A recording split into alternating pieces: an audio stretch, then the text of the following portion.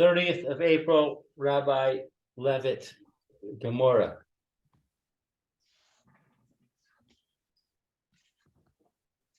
Okay, welcome back. We're back. There's Hashem. Thank you, Rabbi. We are, let's see. What were we doing on Thursday? We were 107b, I think. 107b, yeah. Rav Sheshis and then Rav Nachman, somewhere around there, I think. Oh, right. Oh, yeah, right. Right. Okay, so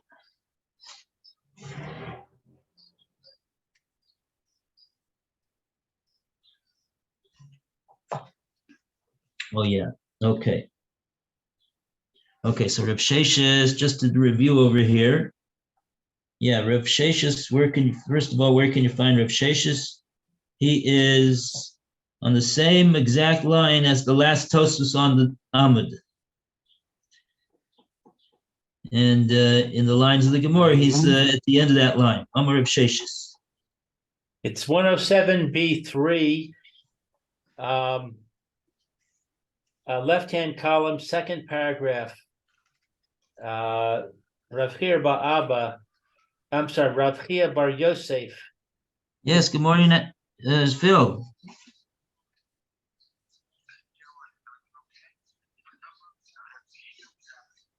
Yeah, we're here at the we're here in my meeting.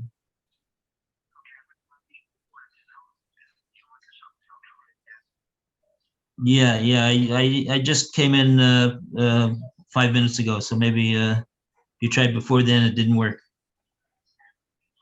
Okay. So Rav Sheshis said that the case of Ton Tanas Ganav, where he says it was stolen from me, in the case of a deposited item. So if he's going to misappropriate the item, he says that the custodian is going to be potter on the false shvua that he makes, and he learns that from the pasuk. And then Rav Nachman challenged him, and he said, "Hello, shalosh shvuos mashbino." So there's 3 shvuos that they're given to this fellow.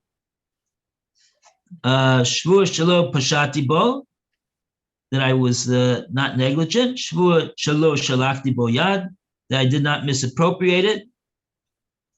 And shvua she'ena b'shusi, and shvua that it's not in my possession now. So my lab shavua shalo shalachti bo yad dumya de shvua she'ena b'shusi. Isn't it the correct way to understand this, that when he makes a shvua that he didn't misappropriate it, that will be judged in the same way that a shvua that it's not in my possession is? How so? Ma shvua she'enu b'shusi, just like a shvua that he says he doesn't have it in his possession. He magalia milsa yisei b'shusei, when it comes out through that in fact he does have it in his reshus, and that he swore falsely, chayev, he will be chayev to pay kefil. Af shvua shelo shalachti bo yad. Also, in the case where he makes a shvua that he did not misappropriate it, if it comes out that he did so the din should be likewise. He magalia milsa sholach bo yad chayev.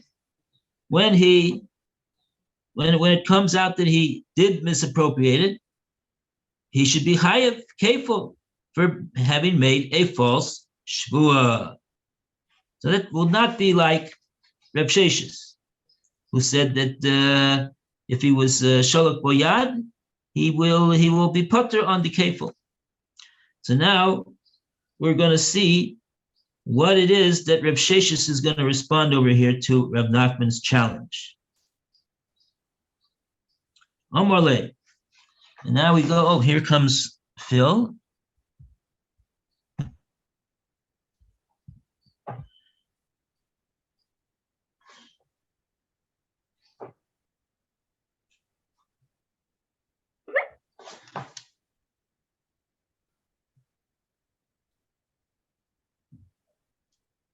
Oh, I got a pop up that there's some other meeting that's supposed to be happening in 5 minutes.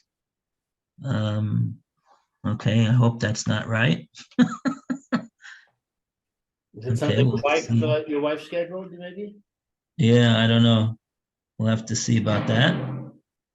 Not aware of that. Okay. Anyway, All right, well, if we get booted out, then I'll host and everybody can come to me. okay. Yeah. Okay, in the meantime, welcome Phil to our meeting. Yep. So we are so we're now up to the response of Reb Sheshes. So it says Amar le, and this is see where this is.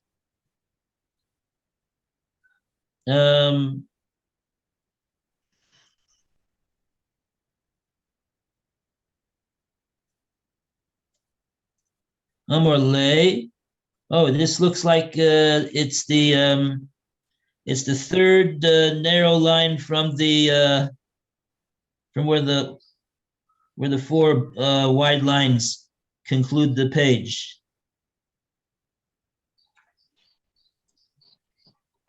Amar le. So we go to 107B3, right-hand column, okay. second paragraph. Okay. Lou, you want to start the reading? Okay, Amar le. Let's see. Rav Sheshes said to Rav Nachman, "Lo, no. Shavua shelo shelachti ba yad dumya de shelo pashati ba." Okay, so an oath that I did not misappropriate it is similar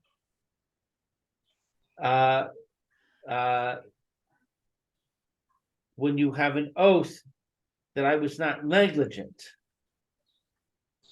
Right. Ma shavua shelo kashati ba, just as with an oath that I was not negligent. He migalia milsa de pashta de pasha ba patur mi hefel. When it becomes known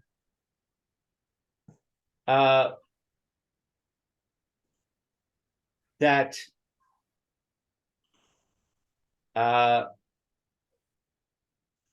he was negligent,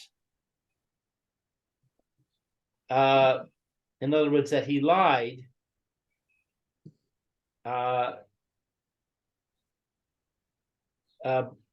and then he is exempt from the kefil, the twofold payment. Af shavua shelo shalachti ba yad. So too, with an oath that I did not misappropriate it, he mi galya milsa de shalach ba yad. When it becomes known that he did misappropriate it, he's exempt from the twofold payment. Right.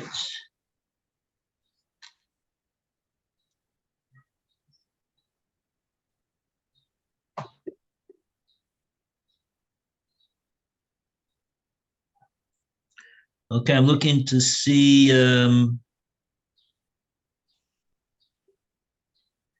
which Rashi it is that we're supposed to read over here. They all look. Shua shalom pashati. There's a shua that I'm not negligent.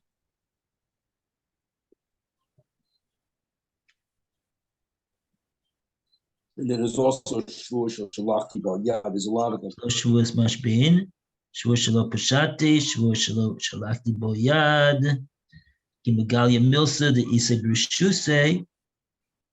Well, so that's not our case.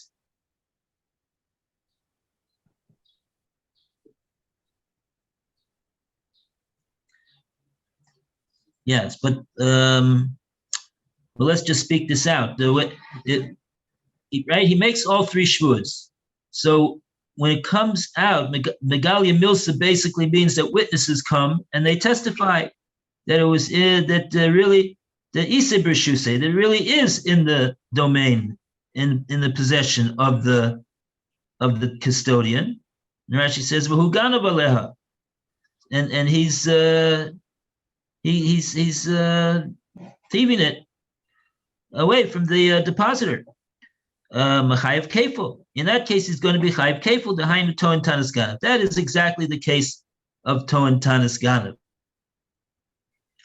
That he, through his words of saying that he doesn't have it and making an excuse that it was in fact stolen from him, and swearing to it, and then when the witnesses come and say, "No, it's in his backyard," so that's the classic case of Ton Tanas Ganav, which the pasuk says is Chayiv Kefil. So we're trying to figure out what's the din about his false, when witnesses come and disprove the shvuah that he made in the other two instances.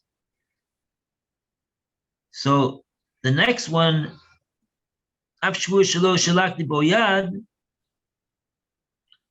This was the one that we were struggling to understand on Thursday. So that's part of Rav Nachman's question. That the Rav Nachman wanted to claim that that shvuah, that he did not misappropriate it, should be judged exactly like the shvuah she'enu b'shusi, that's not in my possession. And the common denominator we see from Rashi was Rashi says ki mishtokach shakran, because when he's found out to be a shakran in the shvuah that he made falsely, nami chayev kefil, he's also going to be chayev kefil over here. Oh, Alan. Oh, this will work now. This should work. Hi, Alan. Yeah, I got the meeting. I got the meeting back. Baruch Hashem. And so I'll just put you on speaker, and I think you should be able to hear, and there's no echo, and everything should be working okay. Yeah. I've had trouble with the electric company bill. What's that? You taking? Okay. Okay, so Alan is with us. Okay. So, all right, I'll just listen right now. What page? We're on 107B. Great. We're on the bottom of the page with the Rashis over here. Okay. Mishtachach shakrin nami chayiv kefil mishum shvuah she'en b'shusa. Oh, I think the point is like this. Rashi's explaining the reason why he says Mishum Shvu Shein B'Rishuso, because that's the case that he is talking about over here. It's a bit confusing because I don't want to confuse you by explaining you why it's confusing, but basically what Rashi is saying here now, according to what my understanding is that Rashi is saying that really ki mishtakak shakran nami chayav keful mishum shvua she'en b'shuso, because in the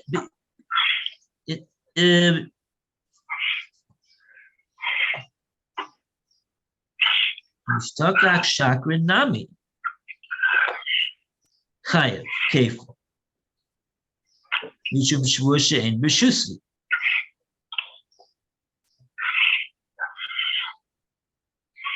Okay, I'm just going to go with what I said yesterday, on Thursday. That was Rav Nachman's explanation, that the reason the common denominator is that he's found to be a chakran in both cases. That's what makes him chayav kefil.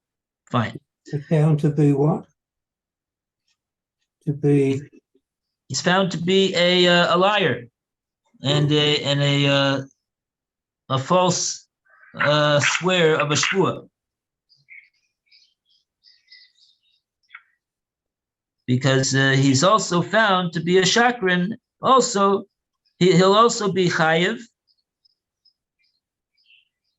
Yeah, tell you the truth, I can't read the Rashi properly, but I think that's what Rashi is saying, even though I can't read it into the words. That's what happens sometimes. It's a bit problematic because it's problematic when you can't read what you want to say into the words. But nevertheless, I think that's the pshat. I don't see any other way to explain what the common denominator would be.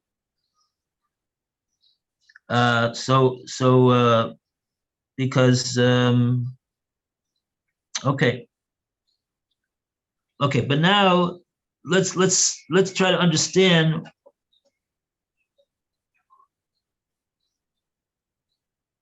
what is Rav Shesh's response, though. Rav Shesh's response is that to say no, it's not so, that the shvua that he didn't misappropriate is judged exactly as the shvua that he doesn't have it in his possession. Says Rav Sheshes, really the shvua that he did not misappropriate it is more similar to the other shvua that he makes over here, Shelo Pashati Bo, that I was not negligent. And so therefore he says, Rav Sheshes, that just like in the case where he makes a shvua that he was not negligent, and then witnesses testify that he was in fact negligent, and that was in fact what was responsible for the thief being able to steal the item away from him, was his negligence. So in that case, he will be putter on the kefil. He's not a Toan Tanis Ganav in that case. He wasn't the one that was trying to thieve it away from the depositor. He was just negligent, and a thief thieved it away from him. So in that case, even though he's a shomer chinam, but he's responsible for being negligent, and therefore he's going to be accountable. But the reason why this, but even though he swore falsely, but he's not going to be chayav kefil just because he swore falsely. No, he's going to be chayav to pay. He's going to be chayav to pay the keren, because that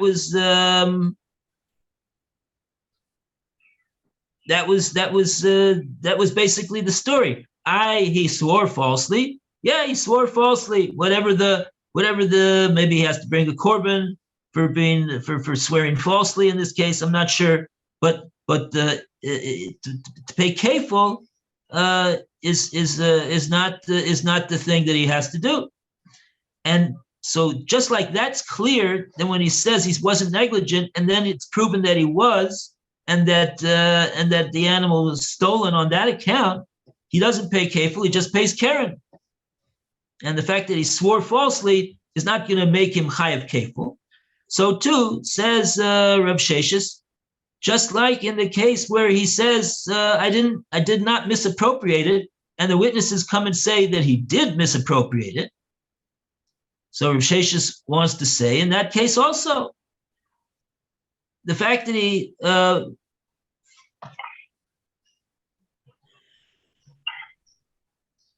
misappropriated it,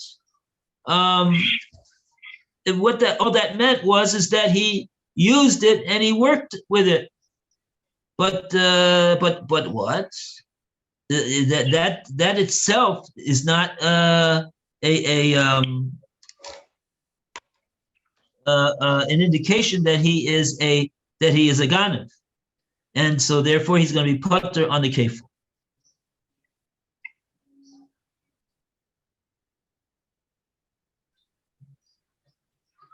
That's what Rav Sheshes wants to say. Okay, so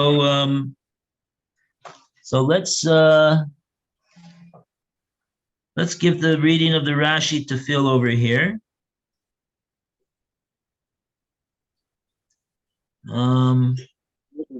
We've read these Rashis, so I'm not sure which one you're talking about now. It went through a few times.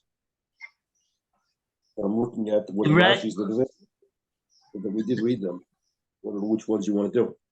The Rashi on the Kimagalia Milsa de Poshabah. That's the one that we didn't. That's the one we got up to on Thursday. We did that, but I'll continue on. Kimagalia. That's the first wide line. The wide line at the bottom. Yeah, it's the first wide line in the middle. It discovered that he was negligent on it, v'nignava, and then it was stolen. And then it says patame kefil. He doesn't have to pay kefil. The ha'enu ganava, because it's not a thief on him.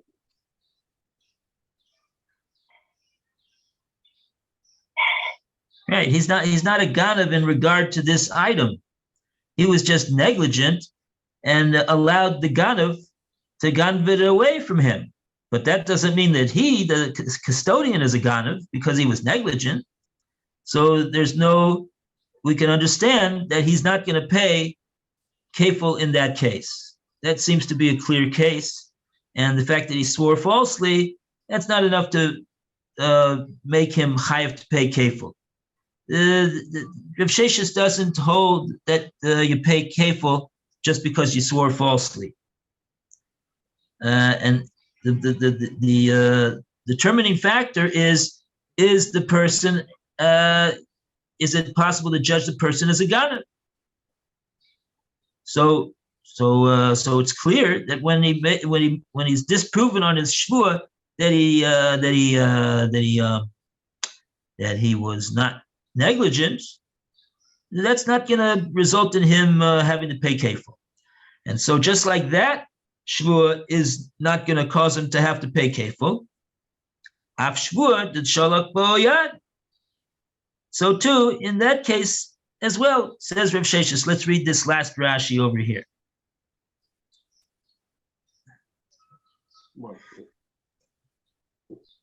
Which one? The af?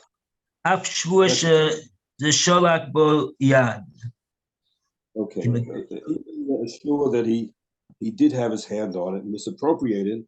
Ki megala di shalach yad. Once it was revealed to him that he didn't have it, he would also be put in kefil. A fee law dying, it's slow, even though it's still with him, the item.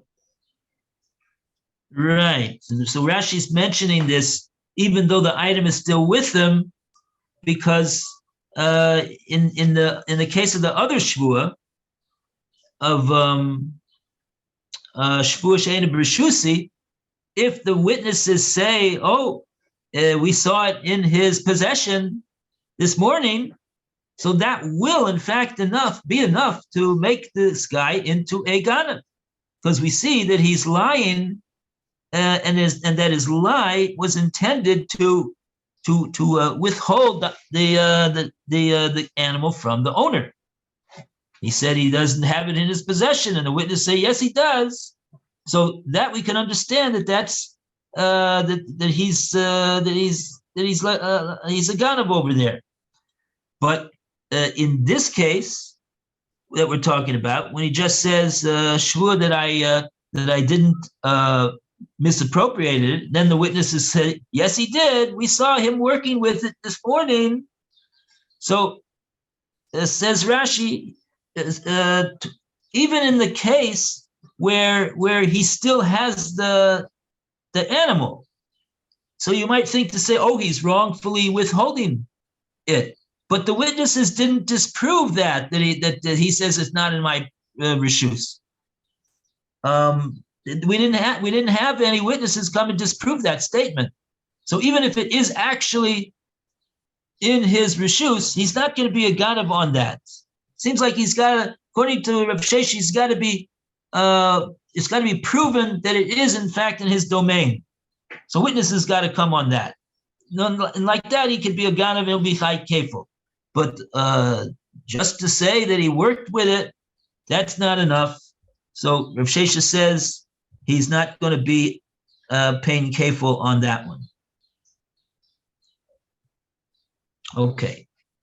Because it's going to be judged more like the other shvua of shvua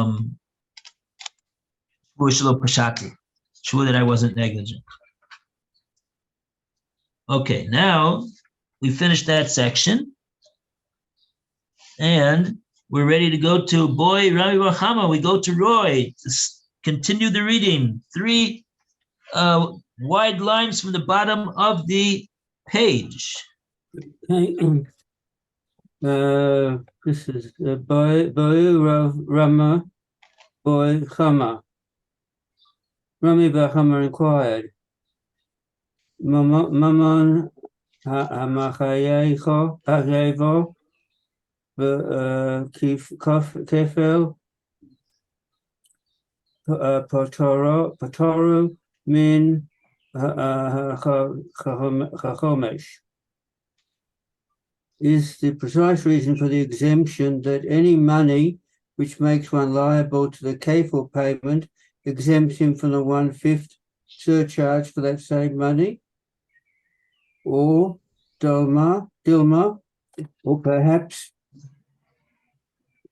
Shavua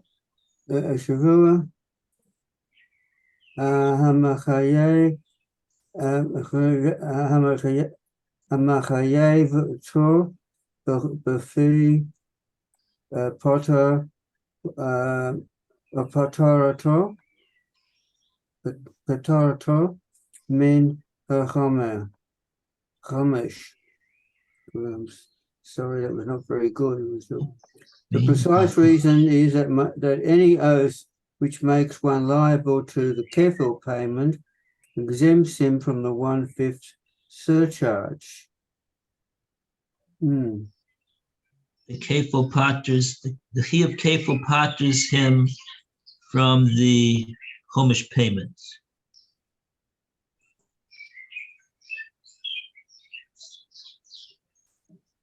Right. We had a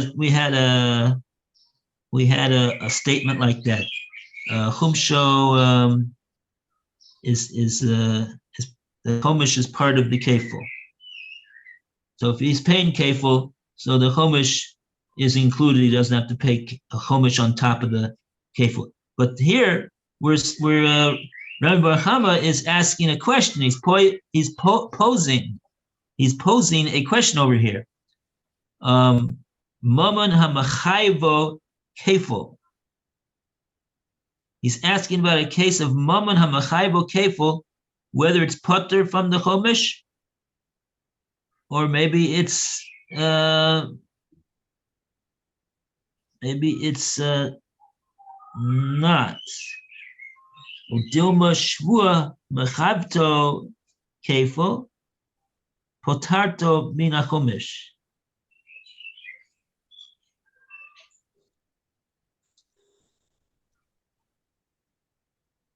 Do we have a Rashi over here? Let's see this Rashi. Rashi's got a few two wide lines over here, trying to explain this what Rabbi Bar Chama is saying over here. Here's what Rabbi Bar Chama asked.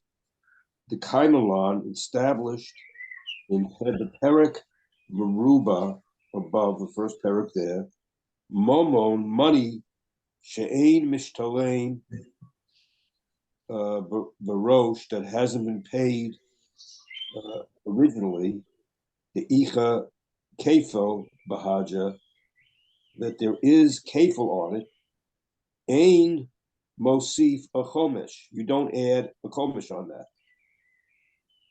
Ula'el, and above also, Nami, it says, Taninin is taught, Lo im Mashvo Adim, if Meshabo Adim, and when Adim comes, Hoda, he admits, Mishalem Tashlumi Kefo. If he admits it, he does have to pay the Kefo. Im the Kefo, it has to, and the Asham has to bring an Asham. Aval Chomesh Lo. But the Chomesh you don't. Lo, man, lo, no.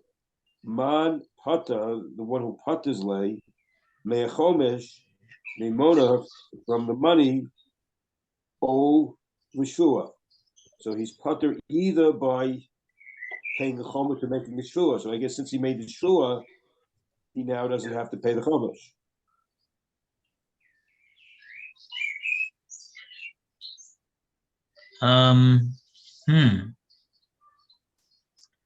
Taninu nami el nami taninu. We learned above previous amud.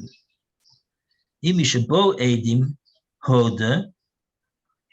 If before edim came hoda, he's moda.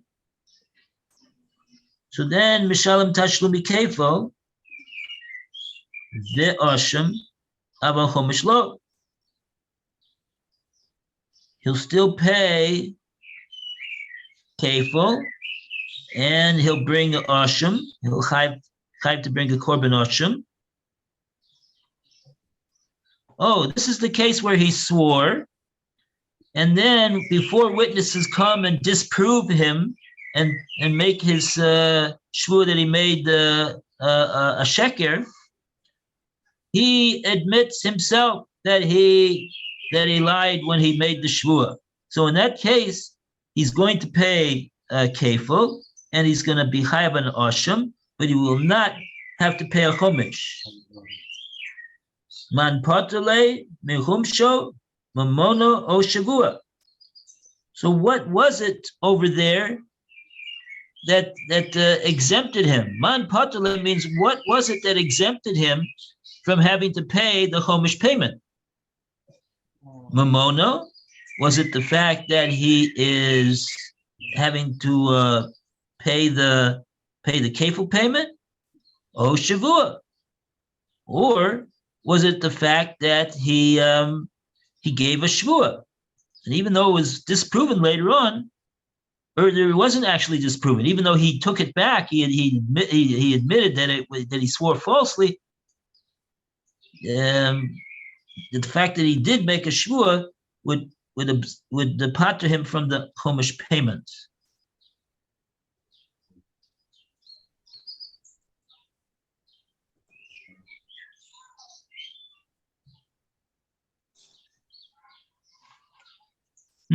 Okay, let's take a look at the Gemora here.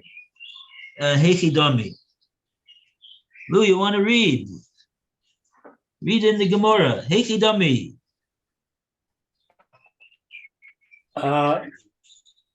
Here's what it's similar to.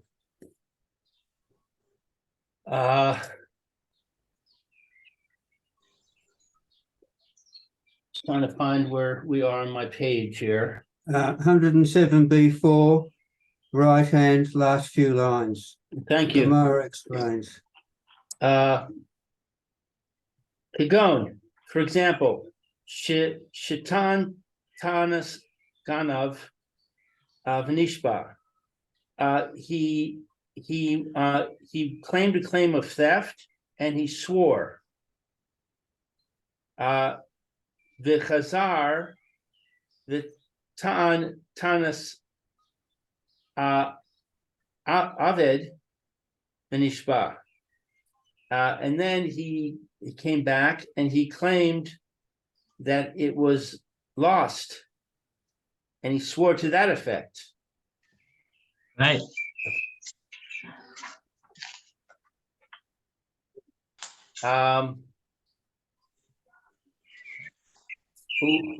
Uva'u edim ik taisa.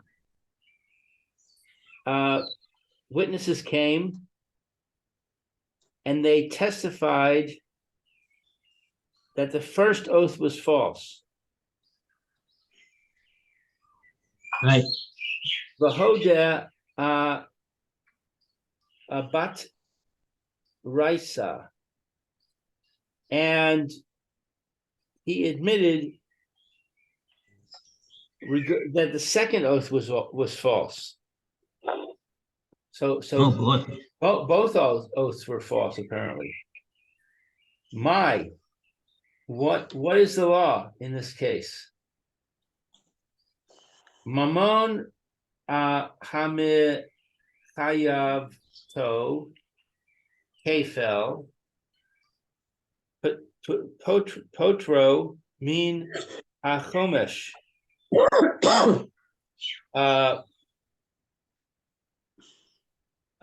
Do we say that money which makes one liable to kefil exempts him from the 1/5 payment?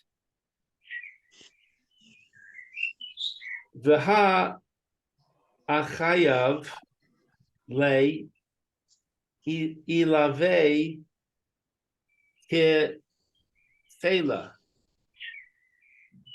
And this that he became liable to the kefil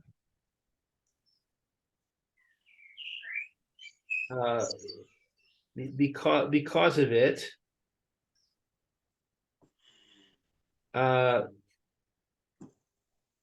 Odoma, or maybe Shavua hame chayav to kefel pot reso min ha chomesh.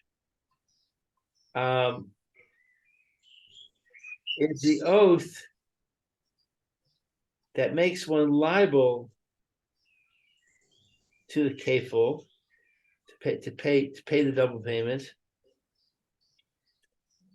that exempts him from paying the 5th. Dilma shvur hamachayav. Okay, Phil. I understand the second statement. I don't understand the first statement. Money makes him liable. What does that mean? Because, in other words, the mammon that he, in that case, what happened? He claimed it was stolen from him, and then the witness came and said that no, that he was mishaker. The item was not stolen. It's in his backyard. Right. So in that case, that's called mammon hamachayav to kefil, because he's that's a case, that's the classic case of Toan Tanis Ganav of a custodian. He has to pay kefil on that. So that's what we're referring to. Mammon, which obligates him to pay kefil. The payment of mammon over there that makes him chayav to pay kefil exempts him at the same time from having to pay a chomesh. I'm sorry. What money was paid over in this case? No, it doesn't say that it was paid. It says that he was chayav to pay the money. Mammon, which obligates kefil. This is a monetary payment which includes in the monetary payment the payment of kefil. Meaning that since he was found to be a ton tanis ganav, so he has to pay a one-time payment of Karen, and he also has to pay the double payment of kefil. So that's called mammon, which obligates him in kefil. The money that he was obligated in was included kefil. So money that he was obligated to pay, which includes kefil, will thereby exempt him from having to pay a chomesh payment. You don't pay kefil and also chomesh. So he says it was stolen, and he swears that it was stolen, and witnesses come and say, we saw it in your backyard, and now he has to pay kefil. And because he doesn't pay chomesh. That's what we're saying. Okay, so you have to understand that we're not saying that's definitely we're saying that that's one side of the equation. In other words, Gemora is asking, what's the din in this case? Do we say that since on account of the first thing that he said and swore to, it would be chayav kefil on that, and we know there's a principle that you don't pay kefil and the chomesh, and in this case, that should be the din over here. He should be chayav to pay kefil because he claimed that it was stolen from him, and in fact it was not. They said that it wasn't stolen. He still has it. So if we're going to analyze that part of the case alone, we would say, there's not going to be a payment of chomesh over here. Now the Gemara is going to say the other way of looking at this case. O Dilma, or perhaps shvua hamechayav to kefil poter min chomesh. Or do we say, oh, it's already past time. Okay. Good, because I'm lost. Okay, we'll take Ezra Hashem. We'll take a look at this again tomorrow. What page are we on right now? Oh yeah, we have to have a round of applause because we turned over the page. We're now on Kuf Ches, Amud Aleph, 108A. Hooray! Round of applause for 107B. I still have one Rashi on that last page to do before we turn the page, but okay, we'll do that tomorrow. Oh, okay. We owe Phil a Rashi. Very good. Okay, bye. Very good, Okay. Phil. Thank you, Rabbi. All the best. Page or what? Okay. Yeah, Phil said that we